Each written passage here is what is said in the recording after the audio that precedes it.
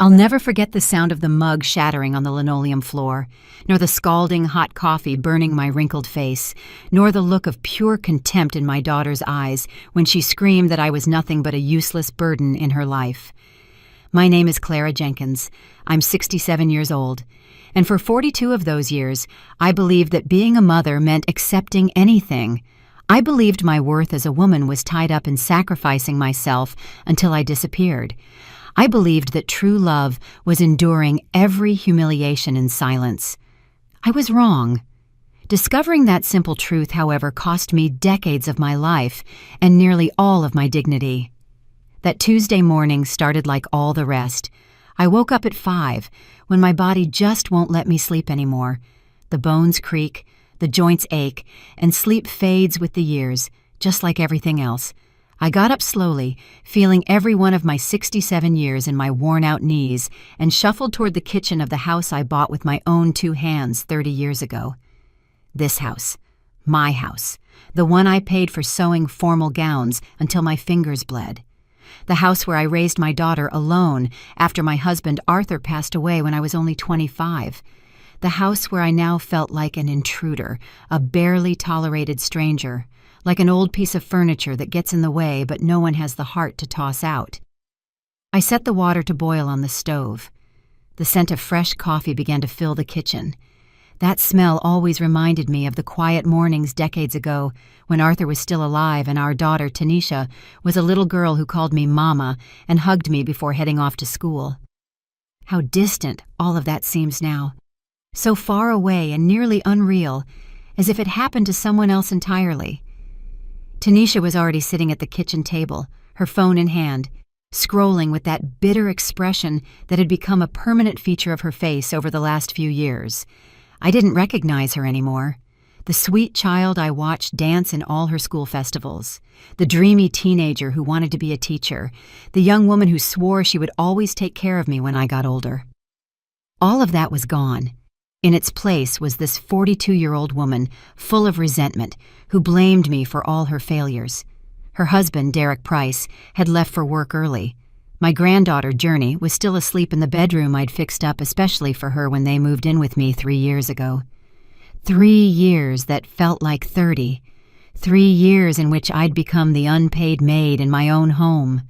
3 years of complaints, contempt, heavy silence, and looks that told me clearly I was surplus to requirements. I poured the coffee into a simple white mug, one I'd owned forever. I placed it carefully in front of Tanisha. She didn't even look up from her phone. "This coffee is cold," she said, without even tasting it, without bringing the mug near her lips. "I just brewed it, honey," I replied softly. "It's hot, I promise." "Well, I say it's cold," she insisted, her tone hardening. "And it's watery, too. You messed up the coffee again, Mama, just like you mess up everything lately." I tried to explain that I followed the same recipe as always, used the same amount of grounds, that the water was boiling, but my words seemed to bounce off an invisible wall. She didn't want to hear. She never wanted to hear me. Suddenly she sprang up from the chair violently. The chair scraped the floor with a sound that sent shivers down my spine. She grabbed the mug with both hands, and before I could register what was happening, before I could shield myself or move away, she threw the coffee straight into my face. The scalding liquid hit my skin. It burned. It burned so much that for a second I couldn't even breathe.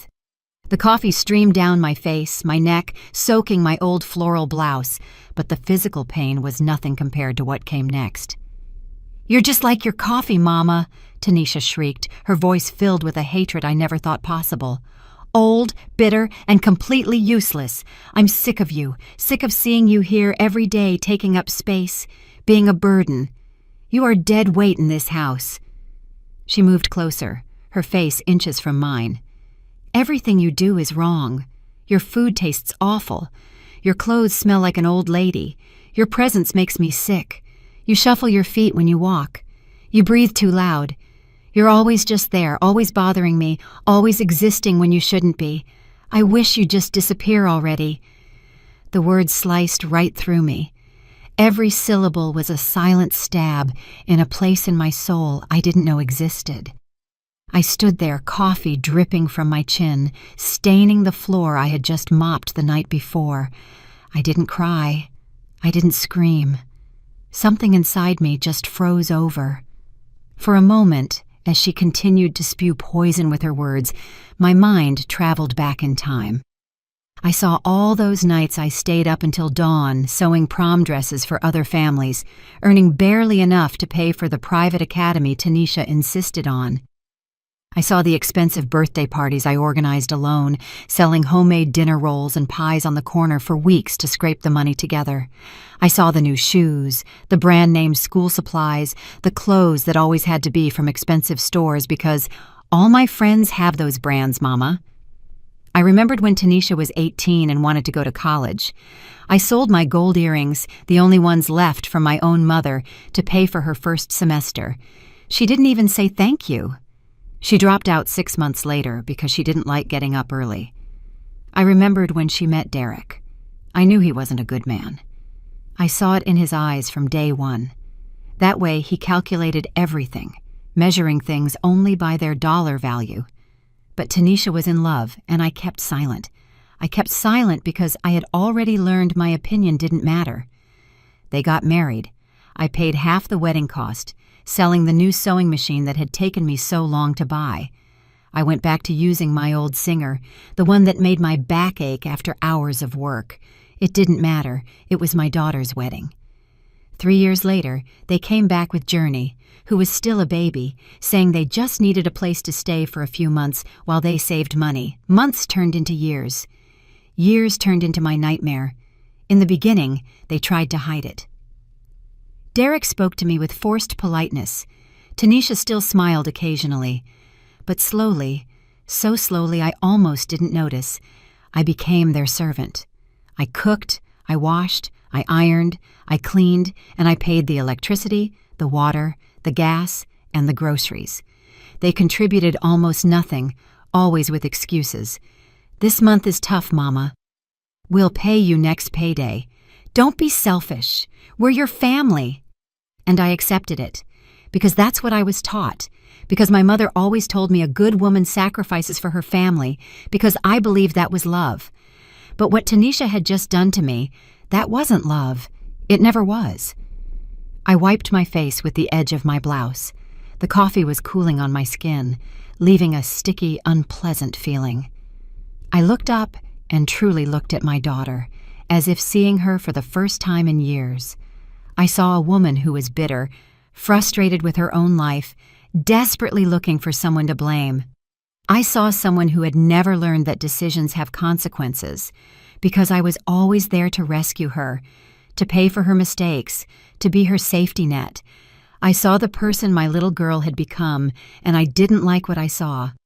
Something inside me clicked, like an old thread that has been stretched too far finally snapping, like a rusty door that finally gives way after years of pushing, like waking up from a long, confusing dream and finally seeing things clearly. I walked slowly toward the living room door. My legs were shaking, but each step was firm. I opened the door wide. The morning sun poured in like a spotlight, illuminating the entryway. I turned to Tanisha and spoke in a voice I didn't recognize as my own, so calm it was frightening. "Get out!" She blinked, confused. "What did you say?" "I said get out. Pack your things and leave my house now." Tanisha laughed. It was a nervous, disbelieving laugh. "You're crazy. I live here." "This house," I said, and every word came out solid, heavy, and final, "is in my name. It always has been. I bought it with my labor, with my hands, with my sweat, and I want you out of it right now." "You can't do this. I'm your daughter." "You are my daughter," I replied. "But you stopped treating me like your mother a long time ago. You turned me into your enemy, your maid, the target of all your frustration. Well, it's over." "Derek will be back, and we'll sort this out. You'll see." "Derek has to go too. When he arrives, I'll tell him the same thing. You don't have the right to be here. You don't have the right to treat me the way you did." Tanisha went pale. For the first time in years, I saw fear in her eyes, real fear that I was serious. "Mama, I was angry. I didn't mean—" "Yes, you did," I interrupted. "You meant every word, and you've probably been thinking them for a long time. Now you have to live with that, but not here, not in my house, not in my presence." "And Journey? You're going to kick out your granddaughter too?" "Journey can stay if she wants, but you and Derek are leaving. You have until he gets home to pack what's yours. The rest stays here because I paid for it." "You're a cruel, selfish old woman." "Maybe," I accepted. "Or maybe I'm finally learning not to let myself be treated like trash in my own home." Tanisha stomped up the stairs.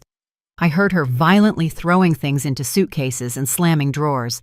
Journey woke up from the noise and came out of her room in pajamas, rubbing her eyes.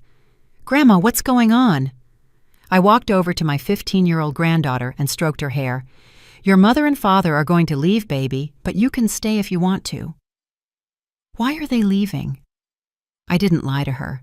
Children can sense lies. They feel it in the air. "Because your mother treated me very badly, Journey. And I decided I won't accept being treated badly anymore. Not by her. Not by anyone." Journey hugged me. I felt her tears wetting my already coffee-stained blouse. "I'm sorry, Grandma. I saw how she talked to you. I saw how they treated you. I always wanted to say something, but I was scared." "It's not your fault, my love. It never was." Tanisha came downstairs half an hour later with 2 poorly closed suitcases and a red face from crying. But they weren't tears of sadness. They were tears of rage, of helplessness, of frustration that her controlled world was crumbling. "This isn't over," she threatened from the doorway. "I'm calling lawyers. This house should be mine too." "Talk to whoever you like," I replied. "The paperwork is clear. The house is mine. I bought it alone in 1995, before you were even married. You have no legal claim to it. You'll pay for this." "I've already paid enough, Tanisha. I paid with 42 years of my life, with my youth, with my dreams, with my health. I don't owe you anything else." She slammed the door shut so hard the windows rattled. Journey and I stayed in silence, listening to her footsteps fade down the street. "Are they really just going to leave like that?" my granddaughter asked. "Yes, my love, they really can, and they really are." The next few hours passed in a kind of fog. I cleaned the coffee off the floor. I washed my face with cold water. I felt the burns on my skin, slight but present, physical reminders of what had happened. Derek arrived around noon. He walked into the house with that entitled attitude he always had, as if my home belonged to him. "Where's Tanisha?" he asked, looking around. "She left, and you have to leave too." He let out a mocking laugh. "What did you say, mother-in-law?" I said, "Get out. This is my house. It was never yours. I want you to take your things and get lost." His expression changed. The mask of forced kindness dropped, revealing the real Derek I always knew existed. "You've lost your mind, Clara. I live here. I have rights." "You have no rights. Check the papers if you want. This house is in my name, bought with my money before you were ever in my daughter's life. You didn't pay a dime toward this property." "Tanisha is going to hear about this." "She's heard me already. You've all heard enough from me. Now it's my turn to speak, and what I'm saying is that you need to go." He took a step toward me, trying to intimidate me with his height and presence, but something in my gaze stopped him. Maybe he saw that I had nothing left to lose. Maybe he saw that 42 years of holding back had ended in one quick blow. He turned, trudged heavily up the stairs, and came down 20 minutes later with a suitcase and a duffel bag. "This isn't over, Clara. You'll see. Whatever is going to happen will happen, but not here, not in my house, not in front of me." He left without saying goodbye to Journey, who was watching everything from the staircase. When the door closed, my granddaughter ran down and hugged me tight. "What happens now, Grandma?" "Now, we live in peace, baby. For the first time in a long time, we live in peace." That night, after Journey had gone to sleep, I sat in the dark living room. The house was quiet, but it was a different kind of quiet. It wasn't the heavy, tense silence of before, when I tiptoed around so as not to bother anyone. It was a clean, empty silence, full of possibilities. I touched my face where the coffee had burned me. The skin was sensitive, but it wasn't serious. It would heal in a few days. The other wounds, the invisible ones, those would take longer. But they would heal too. I had to believe it. My phone rang. It was Tanisha. I let it ring until it gave up. She called again and again and one more time. I didn't answer any of the calls. The next day, the text started, "Mama, let's talk. You're overreacting. I'm coming back, and we're going to fix this. You can't do this to me." I didn't respond to any of them. On the third day, Derek came back. He pounded on the door, shouting that he would sue me, that he knew lawyers, that he was going to take the house. I called the police. They arrived, asked for his ID, and explained that he was on private property without the owner's authorization. They drove him away with a warning. He didn't come back after that. Journey stayed with me for a week, but Tanisha's pressure was too much. The girl cried every time her mother called, begging her to come home. Finally, she packed her things one rainy afternoon. "Grandma, I don't want to leave you, but Mama says if I don't come back, she won't let me see you again." "It's okay, my love," I said, hugging her tight. "I understand. And when you turn 18, when you're an adult, you can come whenever you want. No one can stop you. I'll wait. Promise me you won't forget me." "I could never forget you, Journey. You are the light of my life. You always were." She left crying. I closed the door, and for the first time in days, I allowed myself to cry too. I cried for my granddaughter. I cried for the daughter I lost years ago, even though she was still alive. I cried for all the wasted years. I cried for the woman I used to be, who let herself be treated that way. But when I finished crying, I wiped my tears. I looked at myself in the entryway mirror. I saw a 67-year-old woman with deep wrinkles, dark circles under her eyes, and gray hair. But I also saw something else. I saw strength. I saw dignity. I saw someone who had finally said enough. And in that moment, I knew this was just the beginning, that my life was about to change in ways I couldn't even imagine yet. What they didn't know, what Tanisha and Derek couldn't even suspect, was that my plans went far beyond simply kicking them out of my house. I had documents to review, I had calls to make, I had a life to rebuild from scratch, and for the first time in 42 years, that life was going to be completely mine. The first few days after Tanisha and Derek left were strange. The house sounded different. Every creak of the wood, every gust of wind against the windows, every drip of the kitchen faucet resonated in a new way. It was as if the house itself was finally breathing after years of holding its breath.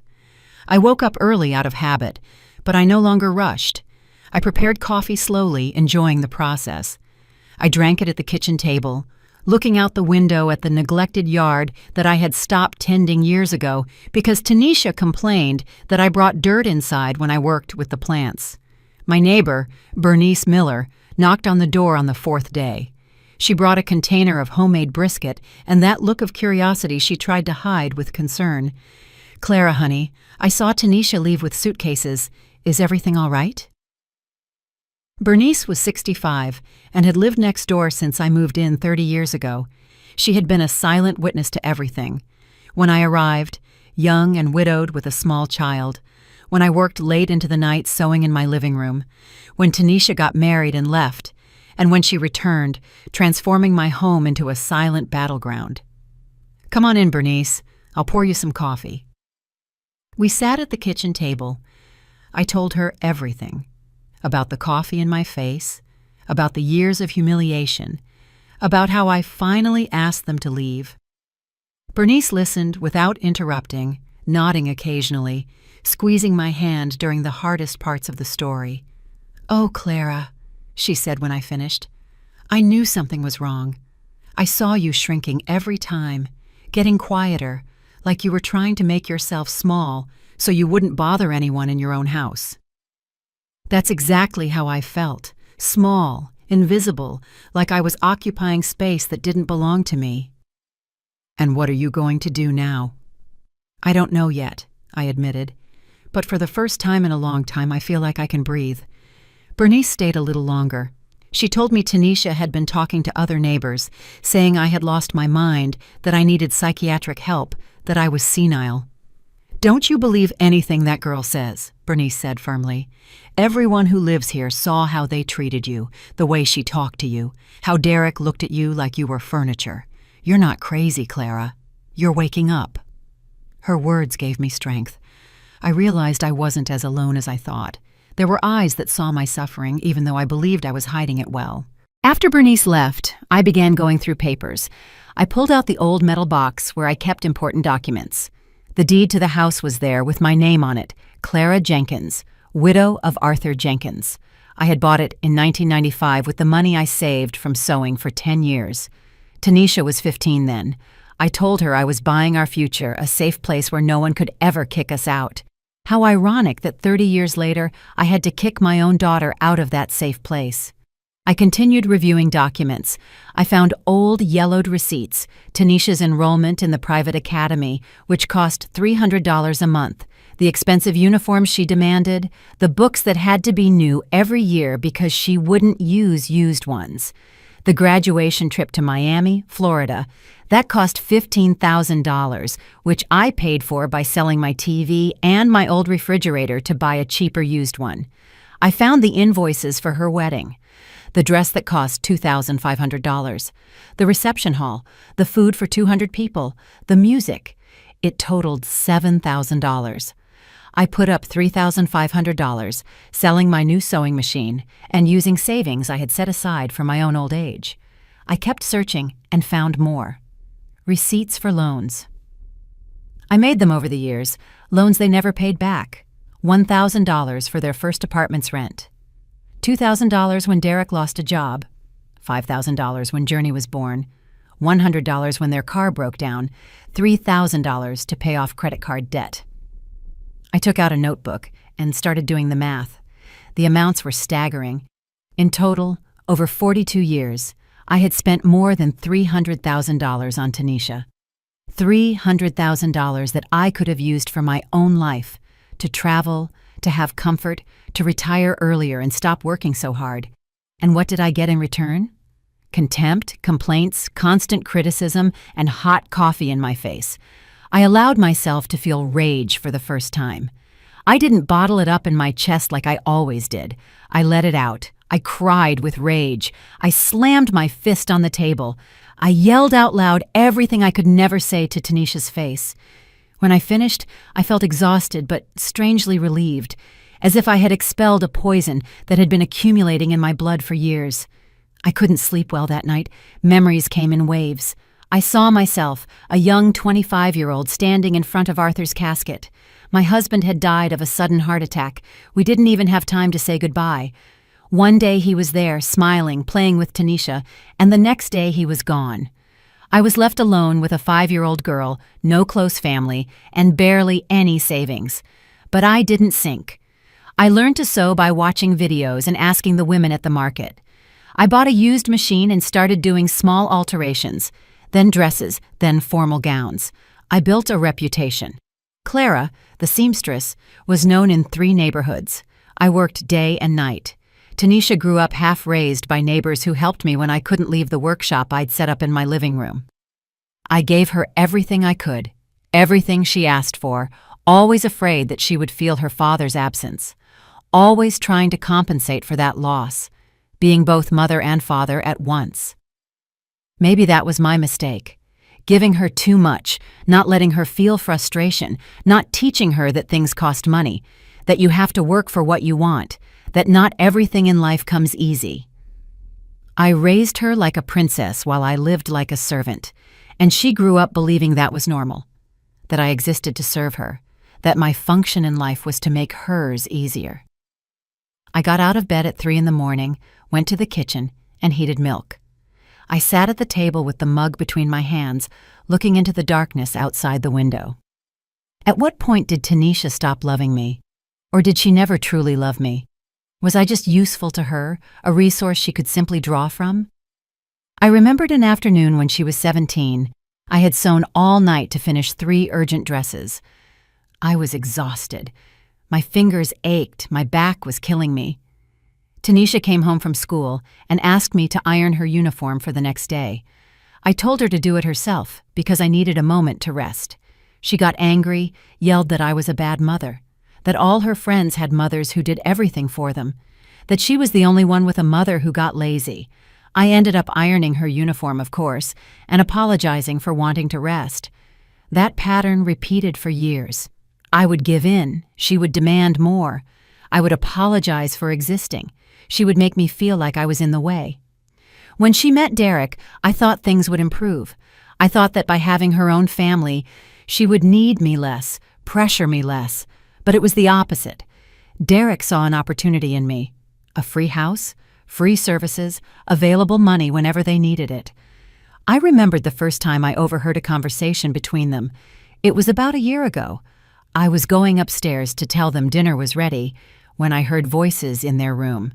I stopped unintentionally, not intending to eavesdrop, but the words came through clearly.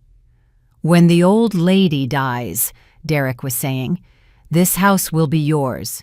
We can sell it or rent it out. It's a good property." "Don't talk like that," Tanisha replied, but without real conviction. "She's my mother. She's a mother who's lived her life. We're just starting.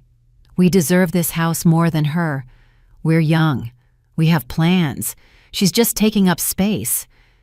"Sometimes I wish she would just leave," Tanisha said, and those words hit me harder than anything. "Go to a nursing home or something. But if we kick her out, people will talk. They'll say we're bad children." "Then we have to make her want to leave on her own," Derek suggested. "Make her life miserable. Little by little, she'll decide to go herself." I backed away from the door without making a sound. I went down the stairs as if in a trance. I didn't tell them dinner was ready. I locked myself in my room and cried in silence, stuffing my mouth with a pillow so they wouldn't hear me. Now, sitting in my kitchen at 3 a.m, I wondered why I didn't leave that very day. Why did I put up with another year of humiliation after hearing that? Why did I continue cooking for them, cleaning for them, paying their bills? The answer was simple and sad, because I didn't know I deserved better. Because I believed that's what mothers did. Endure, sacrifice, and slowly disappear until they were nothing. But not anymore. That cycle had been broken that morning when the coffee burned my face, and something inside me finally woke up. I spent the next few days reorganizing the house. I cleaned the room Tanisha and Derek had used. I found things they had left behind. Old clothes, unimportant papers, some broken objects. Everything went into the trash. In a closet drawer, I found a hidden envelope. I opened it. Inside were photographs of my house's contents, my television, my stove, the living room furniture, even my jewelry, the few pieces I had left. Each photo had a handwritten note with a price. They were appraising my belongings. A chill ran down my spine. Why did they need this? Were they planning to sell my things? Or was it an inventory for when I was gone?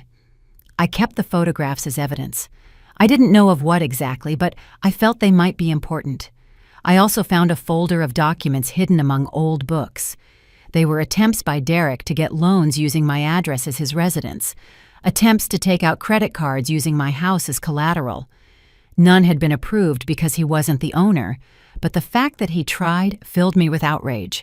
This man had been trying to leverage my property without my knowledge, my home that I had worked 10 years for, my legacy, my security.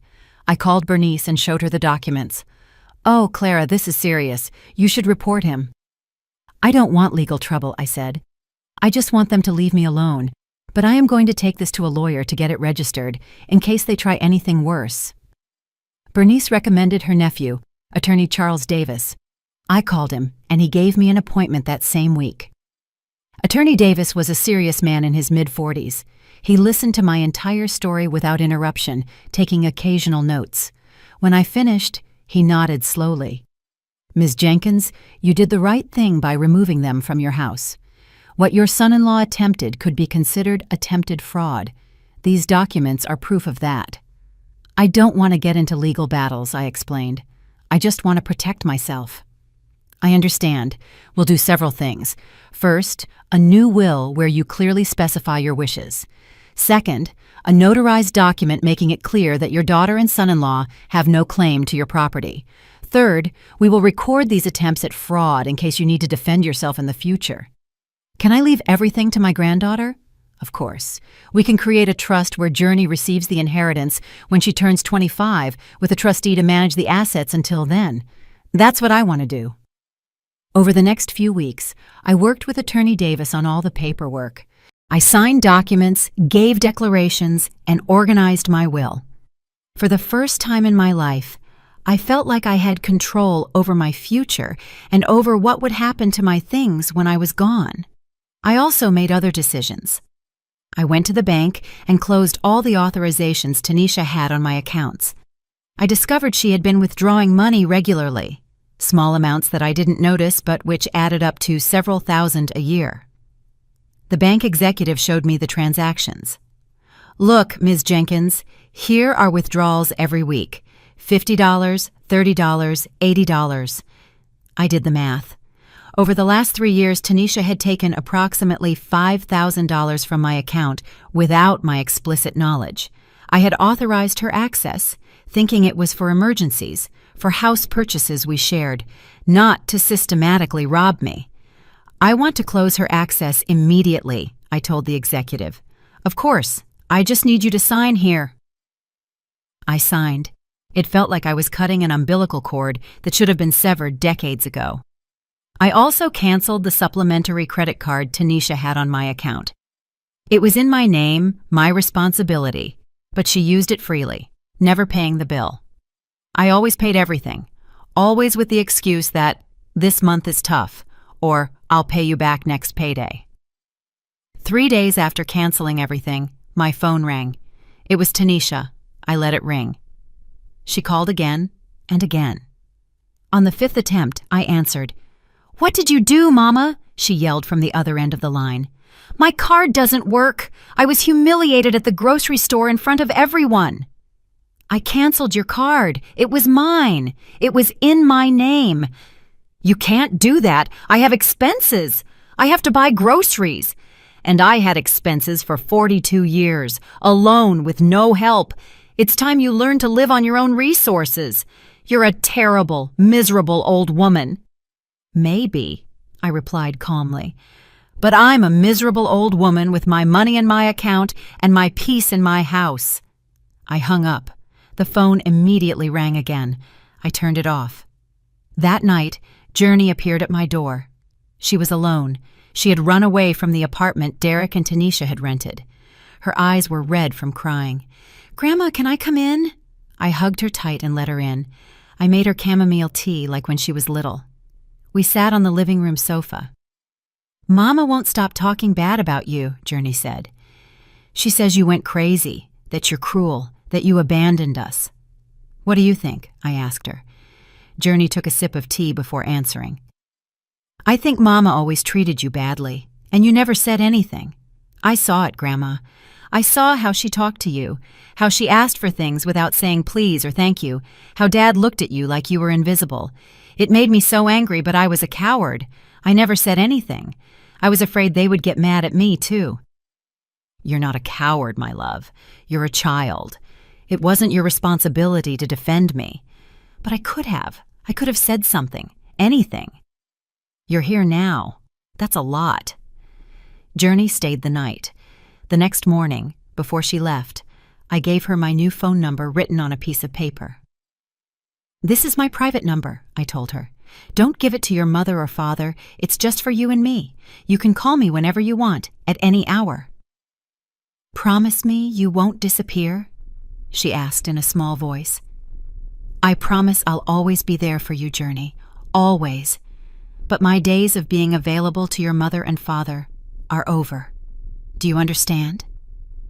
"Yes, Grandma, I understand." I watched her leave with a tight heart, but knowing it was for the best. Journey needed to learn to navigate her own family. I could be her refuge, but I couldn't rescue her from everything. She too had to grow up, make her own decisions, and find her own strength. Weeks turned into months. The house remained silent, but it was a silence I had learned to enjoy. I went back to sewing, but now for pleasure, not out of necessity. I made embroidered tablecloths, decorative pillows, small items that I sold at the craft market on weekends. One afternoon, 3 months after the coffee incident, I was watering the front garden when I saw Tanisha standing outside my gate. She looked different, thinner, more tired, older than her 42 years should have shown. I didn't open the gate. I stayed on the other side, the hose still in my hand. "What do you need, Tanisha?" "I need to talk to you, Mama. We're talking now. Inside, please." "No, whatever you have to say, you can say it from right there." She looked uncomfortable. She glanced around, aware that some neighbors might be watching. "Mama, I want to apologize. What I did was wrong. The way I treated you was horrible. I'm sorry." Her words sounded rehearsed, as if she had practiced them in front of a mirror. "Are you sorry, or are you sorry that you lost access to my money and my house?" "Both things," she admitted, and at least that was honest. "I'm sorry I treated you badly, but I also need your help. Derek lost his job. We're behind on the rent. We don't have money to eat right." "That is your problem, Tanisha, not mine. I'm your daughter. You are my daughter, but I am a human being before I am your mother, and human beings deserve respect, something you never gave me. I gave you my childhood. I gave you my life. You gave me nothing that I didn't give you first, multiplied by 100. I gave you education, a roof, food, clothing, opportunities. I gave you love when you gave me contempt. I gave you patience when you gave me complaints. I gave you money when you gave me demands, and it was never enough." "Mama, please." "No. The answer is no. I am not going to give you money. I am not going to let you live here again. I am not going to keep being your safety net while you use me as a punching bag." I saw tears roll down her cheeks, but they didn't move me. They were the same tears she had used all her life to manipulate me. I knew them well. "One day, you're going to need me," she said in a trembling voice, "and I won't be there." "Maybe you're right," I replied, "but I'd rather face that day alone and in peace than surrounded by people who hate me." She left without another word. I watched her walk down the street, her shoulders slumped, defeated. And me? I felt peace. I walked into my house, closed the door, and for the first time in months, I felt completely free. But deep down, I knew this was just the beginning. Bigger decisions were waiting for me, decisions that would change my life forever, and I was ready to make them. I woke up the next morning with a clarity I hadn't felt in decades. It was as if a thick fog that had been covering my mind for years had finally lifted. I could see sharply. I could think precisely. And for the first time I could remember, I knew exactly what I needed to do. It wasn't revenge I was seeking. It wasn't about making Tanisha and Derek suffer. It was something deeper and simpler at the same time.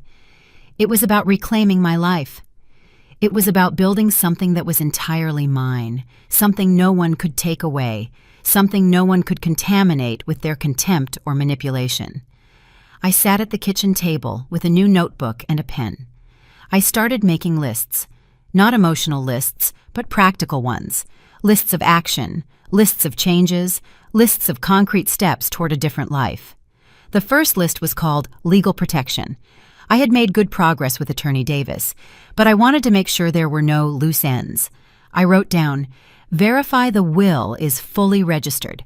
Confirm Journey's trust is operating correctly. Review all of Derek's fraud documents are properly filed with the notary. The second list was called Financial Independence.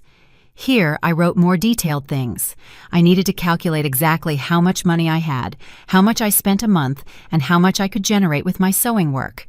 I needed to know if I could support myself alone, without anyone's help. The third list was the hardest one to write. It was called New Life, and under that title, I wrote something that surprised even me. Consider moving somewhere else. The idea had been circling my mind for weeks, but I hadn't dared to give it form. Now, seeing it written on paper, it felt real. It felt possible.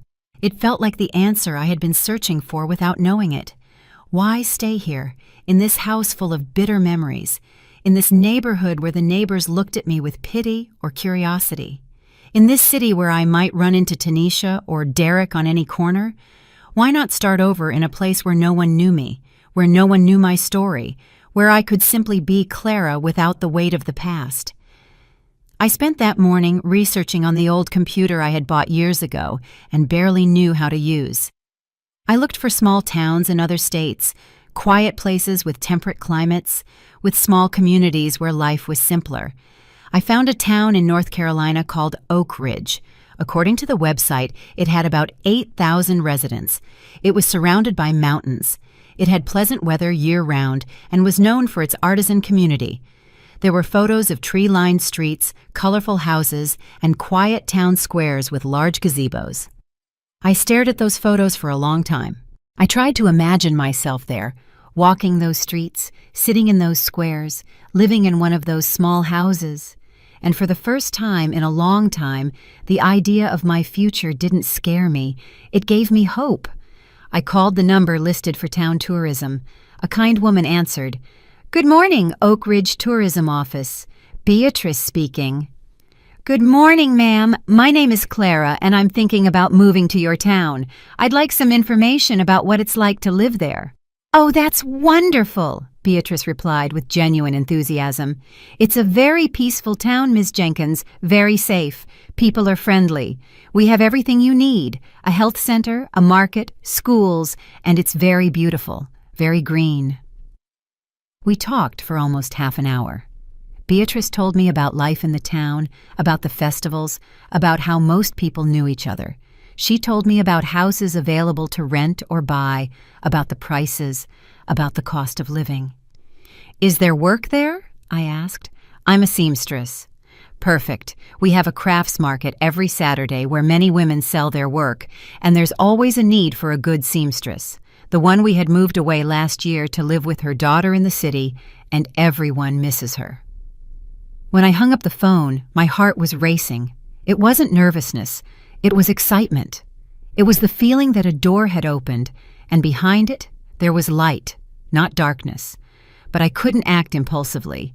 I needed to plan every step carefully. I needed to be smart about this. I spent the next few days in silent mode. I didn't tell anyone about my plans, not even Bernice. Not because I didn't trust her, but because I needed to keep this completely private until everything was ready. If Tanisha found out I planned to leave, she might try to stop me somehow.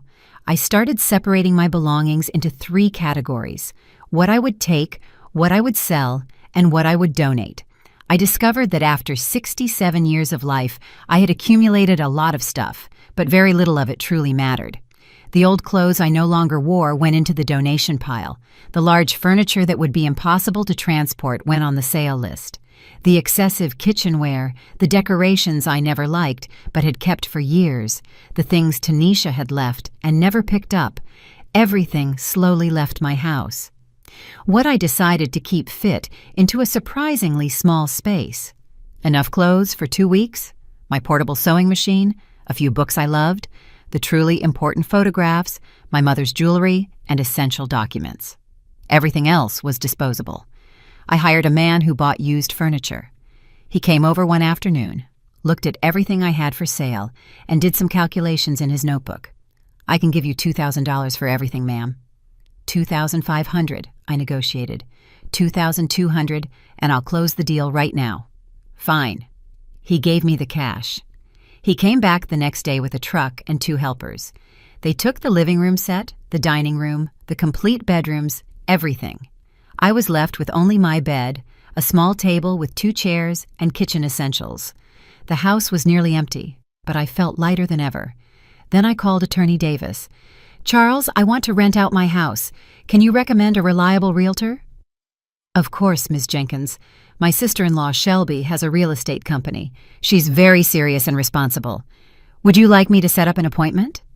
"Yes, please. And Charles, there's a special condition. The rent money must be deposited directly into Journey's trust. Not one penny can go into my account or any account Tanisha might have access to. Is that understood? I will prepare the contract that way. 2 days later, I met Shelby, the attorney's sister-in-law. She was a direct, efficient woman in her 50s. She toured the house with a critical eye. "It's a good property, Ms. Jenkins, well located, in good condition. I can easily rent it for $2,000 a month. The market is good right now." "How long do you need to find tenants?" "Give me 2 weeks, 3 at most." "Perfect. Attorney Davis will give you the contract details. It needs to be very specific about where the money is deposited." "No problem. I'll take care of everything." We signed the agreement. Shelby took photos of the house, made an advertisement, and began showing it to potential tenants. I watched everything with a surprising calm. It was as if I were observing someone else's life, not my own. Meanwhile, I continued researching Oak Ridge. I found rental listings. One house particularly caught my eye. It was small, 2 bedrooms, with a front yard and a view of the mountains. It cost $875 a month. I called the number on the ad. "Good afternoon. I'm interested in the house you have for rent." "Oh, yes, of course," replied an older woman's voice.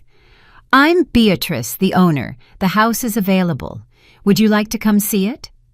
"I live in another city," I explained. "Would it be possible to do a video call to see it?" "Oh, I don't know how to use those computer things," Beatrice admitted. "But my granddaughter can help me. Leave me your number and she'll call you." Half an hour later, a young girl, Beatrice's granddaughter, video called me from her cell phone. She showed me the whole house as she walked through it. It was simple but cozy. White walls, tile floors, a basic but functional kitchen, a clean bathroom, 2 small but sufficient bedrooms. The yard had rose bushes and a lemon tree. "It's perfect," I told the girl. "Can I rent it without seeing it in person?" "My grandma says yes. If you deposit the first month's rent and 1 month's security deposit in advance." "Can I deposit it tomorrow?" "Sure. I'll send you my grandma's account details." That night, lying in my bed in the nearly empty house, I felt something I hadn't felt in years. I felt excitement for the future. I felt curiosity about what was to come. I felt that my life hadn't ended at 67. It was just truly beginning.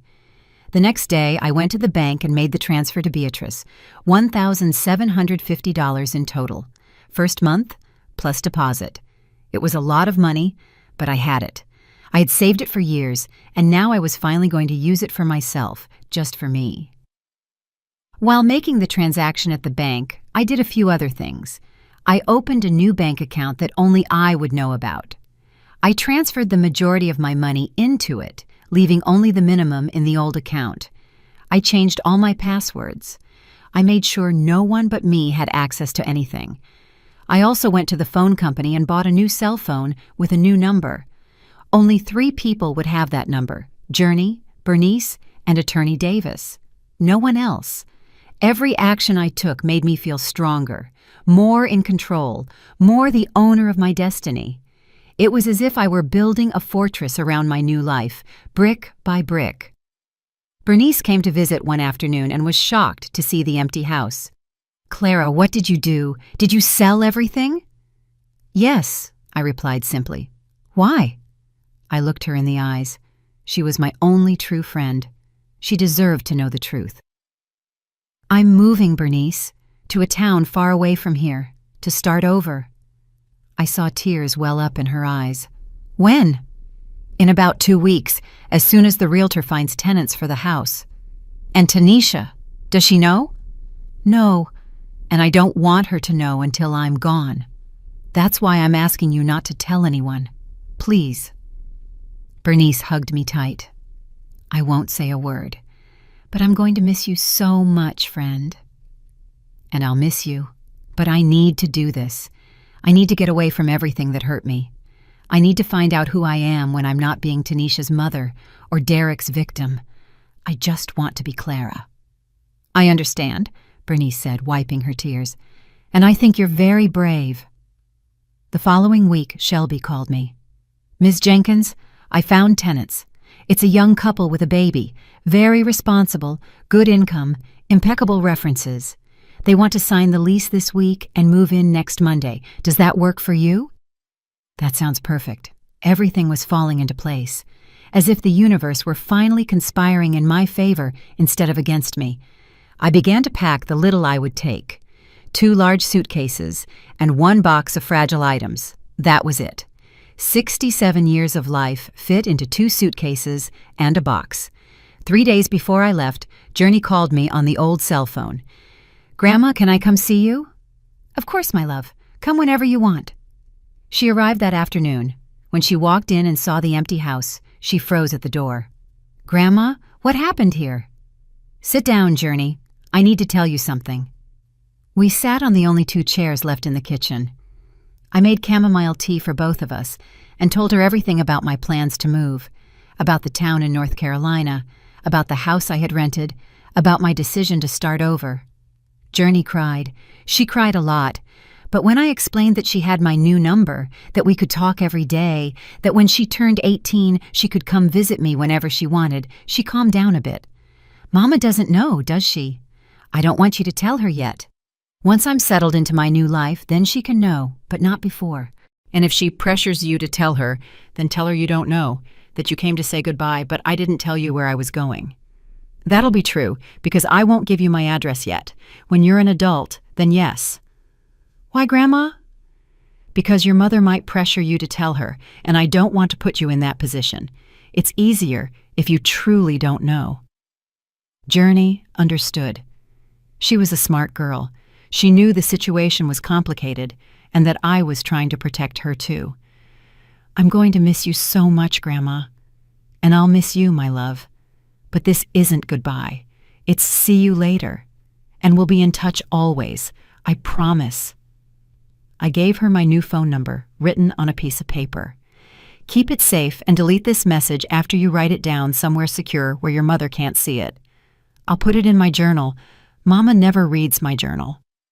We spent the rest of the afternoon together. We cooked something simple. We talked about her school, her dreams, what she wanted to study when she was older. It was a beautiful afternoon, filled with that genuine connection that had always existed between us. When she left, she hugged me so tight I could barely breathe. "Take care, Grandma, and be happy. You deserve it more than anyone in the world." "You too, my love. And remember, when you feel lonely or sad, just call me. I'll always answer." I watched her walk away down the street and felt that motherly and grandmotherly ache, that pain of letting go of someone you love. But I also felt peace because I knew this was the right thing for me, for her, for both of us. The last few days were a whirlwind of activity, signing documents with the realtor, making sure all the utilities were transferred correctly, closing old accounts, and donating the last few things I didn't sell. The night before I left, Bernice organized a small farewell dinner. It was just her, her husband Earl, and me. We ate brisket that she had prepared herself. We talked about the old days, all the years we had been neighbors. "Clara, you have my number," Bernice said. "Call me when you get there so I know you're safe." "I will. And you have my new number, but don't give it to anyone, okay?" "No one. It's saved under a fake name in my phone, just in case Tanisha ever checks it." I laughed. Bernice thought of everything. That night, I slept in my empty house for the last time. My 2 suitcases and my box were next to the door, ready to go. The moving truck would come tomorrow to pick up my sewing machine and the few items I would ship separately. I lay in bed, staring at the ceiling in the dark. I thought of all the years I had lived in this house, the good and the bad, the moments of joy when Tanisha was a child, and the moments of pain when she became my torment. But above all, I thought of the woman I had been and the woman I was about to become. I was no longer the Clara who endured everything in silence. I was no longer the sacrificial mother who disappeared so others could shine. I was no longer the victim of my own kindness. I was a woman who had chosen her dignity above all else, a woman who had decided that she deserved respect, true love, and peace. A woman who wasn't afraid to start over at 67. I fell asleep with a smile on my face. The next morning, I woke up before dawn. I got dressed. I made one last cup of coffee in that kitchen. I drank it slowly, looking out the window at the yard I never tended like before. At 7 in the morning, Bernice knocked on the door. She had insisted on taking me to the bus terminal. "You are not taking a taxi. I'm driving you. It's the least I can do." We loaded my suitcases into her car. I took one last look at the house. I didn't feel nostalgia. I only felt closure, like finishing a good book that has reached its natural end. "Goodbye, house," I whispered. "Thank you for everything." Bernice drove me to the terminal. The ride was silent, but it was a comfortable silence. When we arrived, she helped me take down the suitcases. "Clara, be very happy. You deserve it so much." "Thank you for everything, Bernice, for your friendship, for your support, for not judging me." "I could never judge you, only admire you." We hugged for a long time. Then I grabbed my suitcases and entered the terminal. I bought my ticket, bus to North Carolina, departure at 9 in the morning. The trip would last 6 hours. I sat in the waiting area surrounded by other people who were also traveling toward their own destinations. I looked at my old cell phone one last time. There were messages from Tanisha. Many of them, all variations on the same theme. She needed money. She needed help. She needed me to be her mother again. I turned off the phone. I put it at the bottom of my purse. I would never use it again. I took out my new cell phone. Clean, new, with no history, with only 3 contacts: Journey, Bernice, and Attorney Davis. They announced my bus. I stood up, took my bags, and walked toward the boarding gate. With every step I took, I felt like I was leaving behind not just a place, but an entire life. A life of unacknowledged sacrifice, a life of unrequited love, a life of being less so others could be more. And ahead of me, though I couldn't see it clearly yet, was something new, something mine, something no one could ever take away. I boarded the bus, found my seat by the window, stored my bags, and sat down. The bus pulled away. I watched the city disappear through the window, and with it, 42 years of a life that no longer belonged to me. I closed my eyes and smiled. Clara Jenkins, widow of Arthur Jenkins, had died that morning, and in her place, simply Clara, a free woman, was born. The bus arrived in Oak Ridge, North Carolina, as the sun began to set. 6 hours of travel through winding roads, crossing landscapes that gradually changed from urban to rural, from gray to green, from noisy to silent. I got off the bus with my suitcases, breathing in the fresh mountain air. It was different, cleaner, lighter, as if even the air here didn't carry the weight of the past. Beatrice, the owner of the house I had rented, was waiting for me at the small-town terminal. She was a woman in her 70s, with snow-white hair pulled back in a neat bun and a wide smile that illuminated her wrinkled face. "Are you Ms. Jenkins?" "Yes, I am." "Welcome to Oak Ridge, my dear. Come on, my son-in-law is going to take us to the house." A young man helped us with the suitcases and drove us through tree-lined streets to the house. It was just as it looked in the video call, but better in person. It had a charm the images hadn't captured. The white walls glowed under the setting sun. The rose bushes in the yard were blooming. The lemon tree gave off a fresh aroma. "Here are the keys," Beatrice said, handing them to me. "The house is clean. I left fresh sheets on the beds and some basics in the kitchen. Soap, toilet paper, things like that, so you don't have to rush out to the store today." "Thank you so much, Ms. Beatrice. That is so kind of you." "I live 2 blocks away. Anything you need, you look me up. And tomorrow, if you'd like, I can take you to see the market and the town square so you can get familiar with the area." They left, and I was alone in my new home. I walked slowly through each room, touching the walls, opening the windows, letting the fresh air in. It was small, yes, but it was mine. No one would scream at me here. No one would make me feel like I was in the way. No one would treat me like trash. That first night, I slept soundly, without nightmares, without waking up every hour. It was as if my body finally understood that it was safe. The first few days in Oak Ridge were for exploration and discovery. Beatrice kept her promise and took me to see the town, the Saturday market, where I met other artisans who sold embroidery, hand-woven scarves, and ceramics. The main square with its antique gazebo and benches under the trees. The small church whose bells chimed every hour. The local bakery where they made the most delicious donuts I had tasted in years. The people were genuinely kind. Not the forced courtesy of the city, but the real warmth of small communities. "Good morning, ma'am," they would say in passing.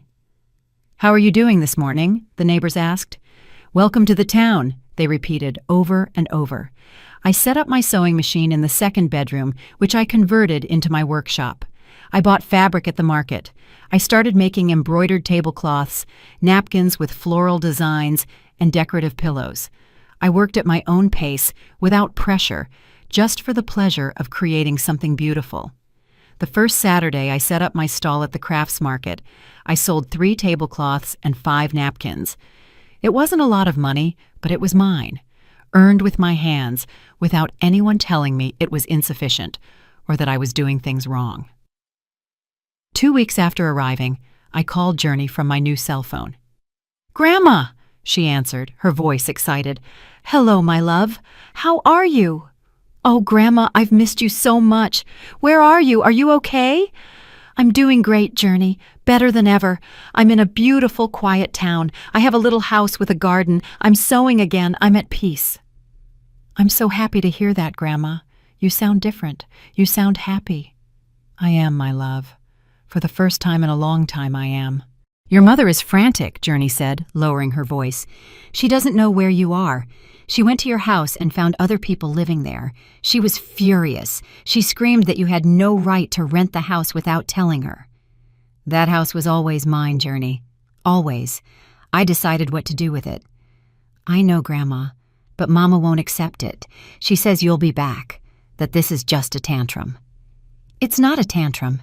It's a decision, and I'm not coming back." We talked for a while longer. I told her about the town without giving her specific location details. She told me about school, about how Tanisha and Derek were having financial problems without my support. "Mama had to get a job as a cashier at a supermarket," she told me. "She comes home tired every day and just complains. She says you forced her to do this." I didn't feel satisfaction hearing that, but I didn't feel guilt either. Tanisha was experiencing for the first time in her life what it was like to earn a living with real work, what I had done for 42 years. "Journey, your mother will be fine. She's young, she's capable. She just needs to learn what I never taught her, that no one owes you anything in life." Months passed. Autumn gave way to winter, although winter in Oak Ridge was mild, only a little cooler. I developed a routine. I woke up with the sun, made coffee, and ate breakfast slowly in my garden. Then I worked in my workshop, sewing, embroidering, creating. In the afternoons, I walked through the town, greeted the neighbors, and bought what I needed at the market. I spent the evenings reading or simply sitting in my living room enjoying the silence. I made friends, other women my age or older. Elaine, who made ceramics, Margaret, who wove scarves, Ruth, who painted landscapes. Denise joined us when she moved to town last year. We met on Thursday afternoons for coffee and a chat. We shared stories, laughter, and comfortable silences. None of them knew my complete story. To them, I was simply Clara, the seamstress who arrived from the city looking for peace. And that was enough. 1 year passed, then 2. Journey called me every week. She told me about her life, about how she had started college to study education. She had gotten a scholarship and was working part-time at a daycare. She was building her own life, independent of her parents. "Grandma, when I turn 18, I want to come visit you. It's almost a year away. When you turn 18, I'll give you my address, and you'll be welcome anytime you want to come. And Mama, aren't you going to talk to her again?" "I don't know, Journey. Honestly, I don't know. Maybe someday, but not now. Not yet." One spring day, 2.5 years after my arrival in Oak Ridge, I was at the market selling my products when I saw a scene that deeply affected me. A young woman in her 30s was arguing with an older woman who seemed to be her mother. The young woman spoke cruelly, contemptuously, while the older woman just bowed her head. "You're useless," the young woman shouted. "You don't do anything right. I'm sick of you." I saw myself in that older woman. I saw Tanisha in that young woman, and something stirred inside me. I waited for the young woman to leave. Then I approached the older woman, who was discreetly wiping her tears. "Are you all right, ma'am?" She looked at me in surprise. Yes, it's just my daughter. She's stressed." "Stress doesn't justify disrespect," I said softly. "No one has the right to treat you that way, not even your daughter. But I don't do things the way she wants. You do them the way you can, and that's enough. Ma'am, listen to me closely. You don't have to put up with bad treatment just because you're a mother. True love doesn't abuse. True love doesn't humiliate. You deserve respect. You deserve dignity." I saw her eyes fill with tears again, but these were different. "No one has ever told me that before." "Well, I'm telling you now, and I hope you remember it." I don't know if my words helped her, but I needed to say them. For her, for the Clara of 3 years ago, for all the women who believe they have to endure everything in silence. That night, sitting on my porch, looking at the stars, I thought about Tanisha. I wondered how she was, if she had changed, if she had learned anything, if she ever thought of me with anything other than resentment. And I realized something important. It didn't matter. It no longer mattered whether Tanisha changed or not. It no longer mattered if she missed me or hated me. It no longer mattered if she ever understood the harm she caused me, because my peace no longer depended on her. My happiness was no longer tied to her approval or her love. I had built a life that was mine, completely mine, and no one could take it away. I had won something more valuable than revenge or recognition. I had won my freedom. I had regained my dignity. I had found my peace, and that was more than I ever thought I would have. The life I built in Oak Ridge wasn't glamorous. It wasn't perfect, but it was authentic. It was honest. It was mine. And for the first time in 69 years of life, that was enough. More than enough. It was everything. 5 years have passed since that morning of the hot coffee in my face. 5 years since I made the decision that changed my life forever. Today, I woke up, as always, to the sound of birds singing in the lemon tree. The sun streams softly through my bedroom window. Cinnamon, the orange cat I adopted 3 years ago, is curled up at my feet, purring with that sound that gives me peace. I get up without rushing. There's no reason to hurry anymore. No one is waiting for me to make coffee or breakfast. No voices are yelling that I do everything wrong. There is only the gentle silence of my house. That silence I learned to love. I put on my favorite robe, the blue floral one I bought at the market, and walk barefoot to the kitchen. I make coffee slowly, enjoying every step of the process. The smell fills me with satisfaction. I take my mug to the porch and sit in the wooden rocker that Beatrice gave me when I turned 70. The mountains are beautiful this morning. A slight mist covers them like a delicate veil. I drink my coffee, watching them, not thinking about anything in particular, just existing in this moment that is completely mine. My life here is simple, uncomplicated, and precisely because of that, it is perfect. In the mornings, I work in my workshop. My sewing machine hums as I create tablecloths, napkins, and pillows. My hands aren't as quick as they used to be, but they are still capable. Every stitch is a meditation. Every finished piece is a small victory. On Thursdays, I meet with my friends Elaine, Margaret, Ruth, and Denise. We drink coffee, eat danishes, and talk about everything and nothing. We laugh, sometimes we cry, and we always listen to each other. None of them ask about my past.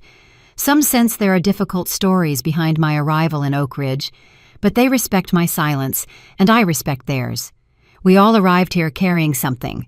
We all found a place here to let it go. Journey visited me last month. She came for a week during her college break. She's 20 now, in her 3rd year of studying education. She is a beautiful, strong, independent young woman. We walked through the town together. I showed her my favorite spots, the bakery where I buy my treats, the overlook where you can see all the mountains, the shop where I buy my fabrics. "Grandma, you are so different from how you used to be," she told me one afternoon while we were drinking hot chocolate in the town square. "Different how?" "Lighter, more peaceful. It's like you glow from the inside. Before, you always looked tired and sad, like you were carrying the world on your shoulders." That's exactly how I felt. But I left that world behind, Journey. And with it, all that burden.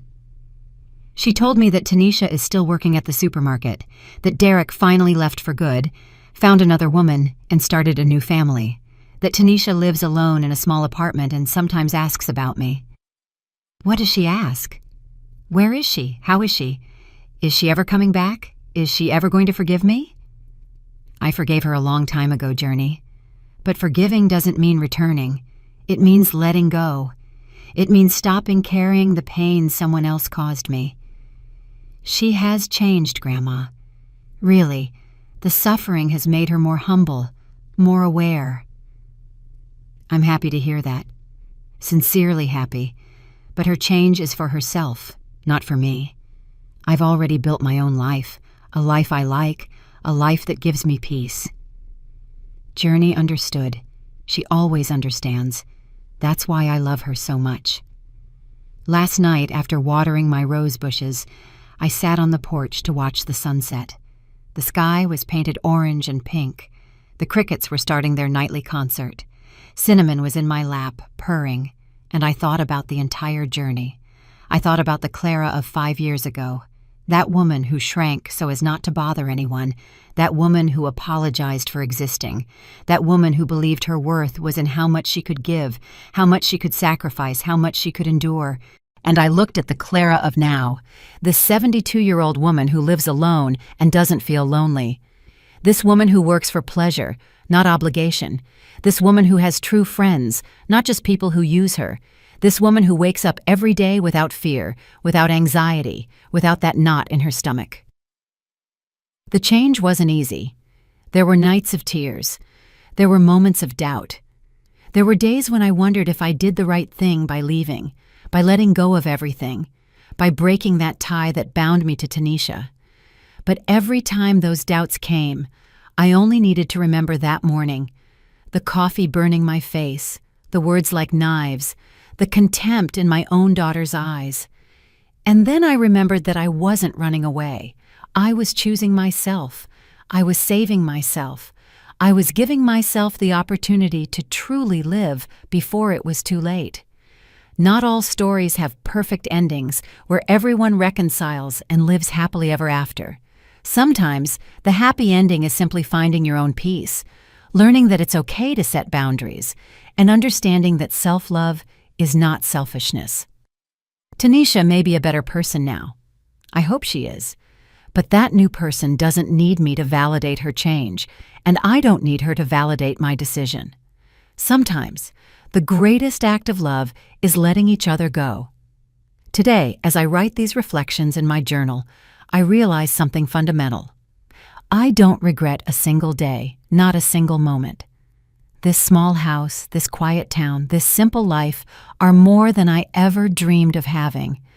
Not because they are extraordinary, but because they are genuinely mine. No one here tells me how to live. No one criticizes me for existing. No one expects me to sacrifice myself until I disappear. I am simply Clara, a woman who sews, who waters her plants, who drinks coffee on her porch, who chats with her friends, who loves her granddaughter, and who lives in peace, and that is more than enough. It's everything I ever needed. Life taught me that it's never too late to start over, that dignity is priceless, that peace is non-negotiable, and that true love does not hurt.